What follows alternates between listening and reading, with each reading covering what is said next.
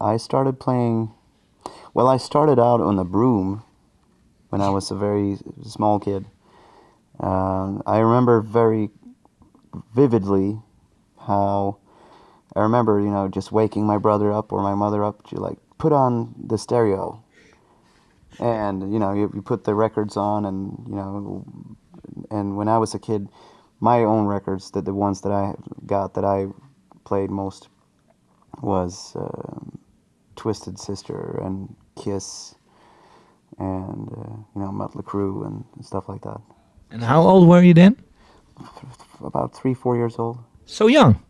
Yeah, I mean, my older brother was very much older than I was. So when I was 3-4, he was 16, 17, and he liked a lot of different music. So it was my mother, and it was him, and his friends coming in and out. So there was a lot of influx of teenage culture.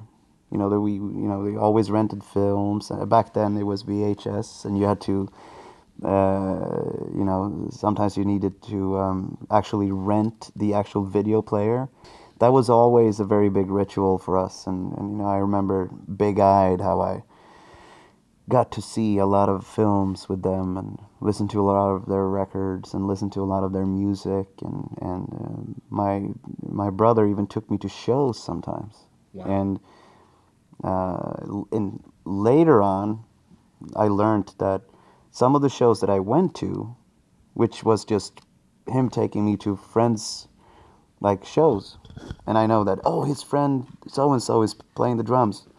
And then years later, it's like, that was like that classic hardcore band. Like, what? I went to see them. Once I sort of went from broomsticks or like just wood fake guitars to an actual guitar, I was probably 7.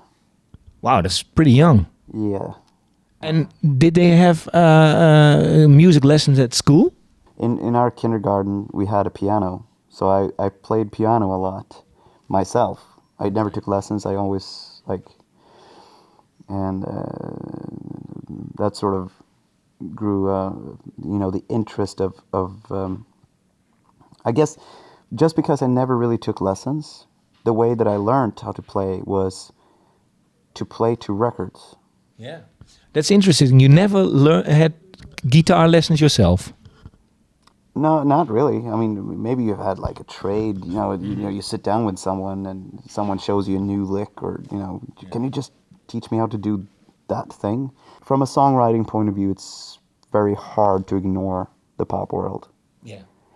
And I think that is also a very Swedish thing, I guess. We have such an export of songwriters, and many of those songwriters are actually rock people. Yeah. Most artists or people who wants to become artists, they don't understand that, unfortunately, what you are trying to say to the world, it's already been said a million times. Yeah. And that is why someone like Adele breaks through with a fucking bomb. Because she doesn't look like everybody else. And she's a complete underdog. She speaks this almost humoristically comedic Cockney. Yeah. And she is born not to become a big glamorous rock star or pop star. Yeah. But she became that because everybody, can feel that she's very interesting and she has the voice from heaven and she's really cool. Yeah. But the thing is that most of the time, most aspiring artists don't see, they can't see themselves what they're doing, especially in bands. It's very, very common. Listen to a lot of different music. Listen to whatever you feel is good. That personally, whatever enriches your life, listen to that.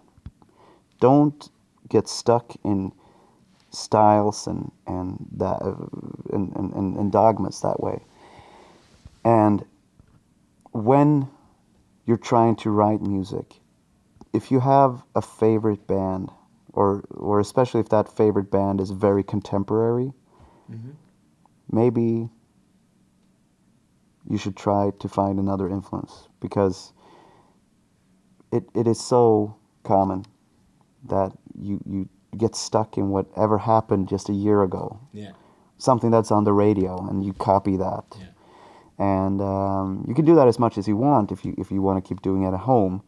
But if you have if you have aspirations to succeed, Yeah. that is not very good. Listen to a lot of music. Listen to a lot of old music.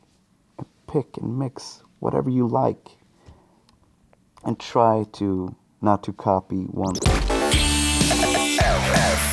Ministry of Music.